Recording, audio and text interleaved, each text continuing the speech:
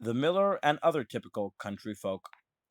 One of the Jewish villagers with whom Zalman Chaim had become friendly, and over whom he had a great deal of influence, was Mordechai the miller. The miller was a very rich, good-hearted, though unlearned Jew. Zalman Chaim had talked to Mordechai a great deal, and the latter had in consequence become very enthusiastic to do something for Judaism and his fellow Jews. Zalman Chaim prevailed upon Mordechai to finance the building of a Beis HaMedrash in his village, which could be a house of prayer and a spiritual center for all the settlements in the neighborhood. This Mordechai gladly did, and the scheme proved a great success and was much appreciated by all the Jews around. Mordechai the miller had 3 daughters, two of them about to be married through the friendly intervention of Zalman Chaim to two learned young men. The first son-in-law, Avram Shlomo, the son of the Rav of Dubrovna, soon introduced various shiurim into his father-in-law's Beis HaMedrash, and thus this village Beis HaMedrash became not only a house of prayer, but also a Torah center.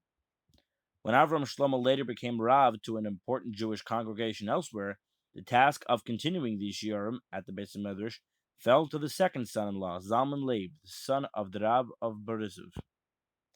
This Zalman Leib, though a learned student of the Torah, was, sad to say, somewhat conceited and full of his own importance. He told his father-in-law that he preferred to keep to himself and did not wish to teach the villagers or have anything to do with them, because they were uneducated people.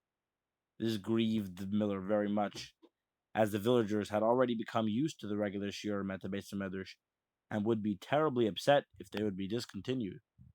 So Mordechai called a meeting, and it was decided to appoint a learned Rav over their little congregation. Mordechai taking upon himself to pay a third of the salary, and the others together to pay the remaining 2/3.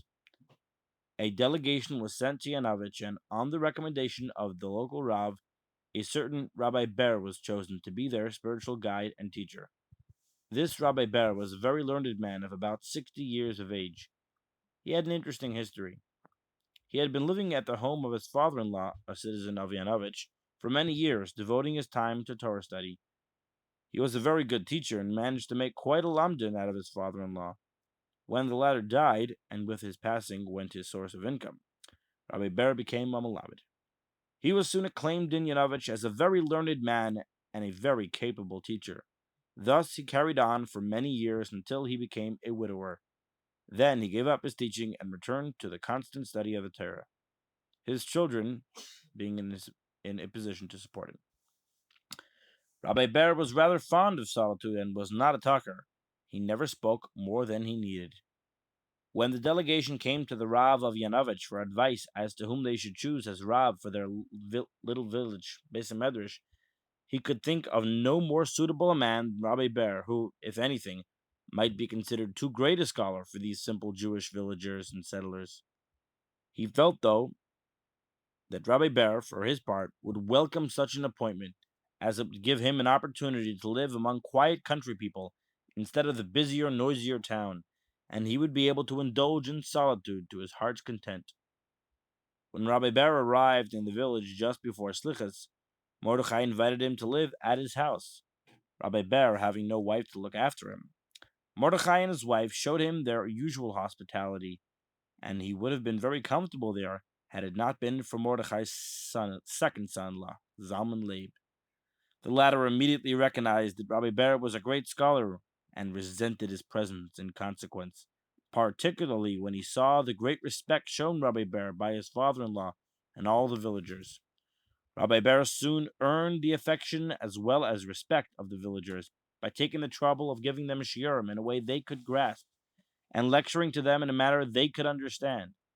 The effect was to stir them all to a determination to be better and worthier Jews. Zalman Leib could not bear to see the ever-increasing popularity of Rabbi Ber, and took every opportunity of showing his dislike for him.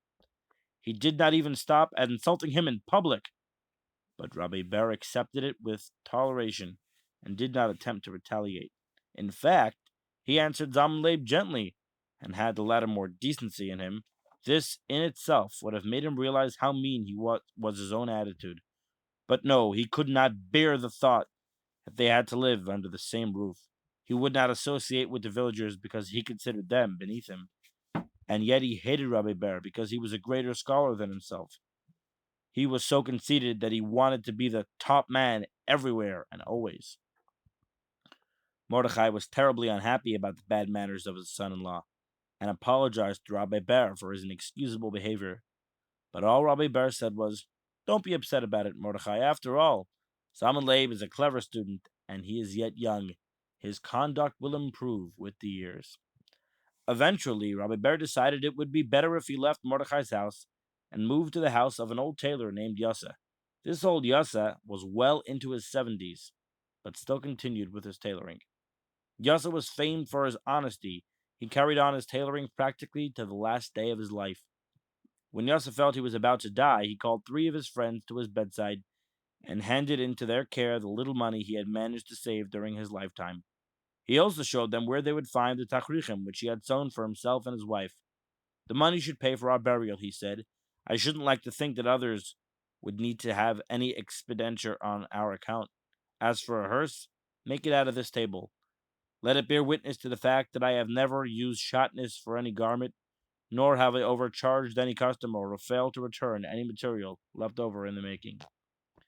Such was the man with whom Rabbi Ber had chosen to take up residence, and where he hoped to find some peace. Zalman Leib, however, still managed to find sufficient opportunities to continue with his persecution of the long-suffering Rabbi Ber, calling him an old ignoramus, or else the preacher of ignoramuses. In addition to Yasa the tailor, there was another outstanding villager called Shlomo the orphan. He was called the orphan, though he was well over 100 years of age. No one knew his exact age, but Yasa, who was over 70 years old himself, said that when he was a boy, Shlomo was already a man of about 40. Shlomo had been nicknamed the orphan because he lost both his parents when he was only 3 years old. His uncle, who was a butcher, took him and brought him up, and when he was 9 years of age, took him into his butcher shop. At that time, there were less than 1 million of Jews in the village, and they knew very little of Judaism. As for Shlomo, he had no Jewish education at all, and grew up to be absolutely ignorant in Torah. He even missed the opportunity that other Jewish village children had. This was when they were taken into town with their parents to celebrate the high holidays. Then at least they saw how Jews lived the Jewish life. They attended shul service and heard the Rav preach. With poor Shlomo, however, it was otherwise. His uncle and family used to join the other Jewish families in their trek to the nearby towns for the high holidays, but always left Shlomo behind to look after the house and the animals. Yet, although Shlomo grew up to be so ignorant, he nevertheless had an urge to be frum. He never during his lifetime managed to learn to daven, but still he did learn to recite a few blessings, as well as Maida Ani and the Shema. As he only knew the brachas for bread and water, these were the only items of nourishment he would allow himself. Later, when Mordechai established the Beis Medrash in the village, Shlomo used to be among the first to come in the mornings, and although he could not daven, he used to put on talis and tefillin and listen to the others. At appropriate moments, he would respond Amen, and this gave him immense spiritual satisfaction. He likewise attended the Mincha and Maariv services. Yasa the tailor was also far from being educated, but at least knew all the prayers in Tehillim by heart, and could read Hebrew. He was a very hospitable man, and had the great and uncommon virtue of never saying a wrong word about anyone. He was, in fact, a man of few words, feeling that in this way he was less likely to say anything he shouldn't. Because of the righteousness and sincerity of these 2 old Jews, Rabbi Ber used to spend a great deal of time with them and try to teach them what he considered they could grasp. That is why Zalman Leib poked fun at him and tried to show that Rabbi Ber wasn't as ignorant as the 2 old simple men with whom he associated. Once, Zalman Leib found an excellent opportunity to try to make trouble for Rabbi Ber. It so happened that there was a shaila on an animal. After extensive investigation, Rabbi Ber decided that it was kosher. Zalman Leib told the butcher that according to his view, however, the animal was treif. This put the butcher in a dilemma, and when the other Jewish villagers heard about what had happened, they too were terribly confused and worried. Whom should they believe? They knew that both were real Torah scholars, and they themselves knew too little to judge on such a matter. They were just scared lest, God forbid, they should be eating treif. Rabbi Ber was upset at the turn things had taken and tried to explain to Zalman Leib the reason for his believing the animal was kosher, but Zalman Leib only replied with insults. Rabbi Ber then wrote out the whole matter in great detail in a letter to the Rav of Yanovich, and before sending it off, showed it to Zalman Leib. The latter, however, just threw the letter angrily to the floor, saying that he refused to look at such nonsense. A few days later, Rabbi Ber received an answer from the Rav of Yanovich, saying that Rabbi Ber's decision in the matter had been absolutely in order. The villagers were all delighted, but Zalman Leib refused even now to admit himself in the wrong. Rabbi Ber might still had to suffer persecution at the hands of Zalman Leib, but fortunately Mordechai the miller moved to Yanovich, and of course took his son-in-law with him. At long last, Rabbi Ber could really enjoy his stay in the village. Mordechai had bought a house and shop in the marketplace in Yanovich, right next to the Beis Medrash where Zalman Chaim was shamish. Mordechai became a regular worshipper at the Beis Medrash and used to listen eagerly to the shiurim which Zalman Chaim held there. In a short while, Mordechai became the gabbai of the Beis Medrash and helped Zalman Chaim in all his activities. His son-in-law, Zalman Leib, also attended services at this Beis Medrash and felt very much at home here, where he found a number of Torah scholars with whom he could discuss and debate and show off his Torah knowledge. Zalman Chaim the Shamish felt an attachment towards Zalman Leib because he had been instrumental in bringing about the match between the latter and Mordechai's daughter. And so it was Zalman Chaim who arranged that Zalman Leib should give a Talmud Torah lesson at the Beis Medrash. Zalman Leib was delighted, and so was his father-in-law, for all of Yanovich talked about it.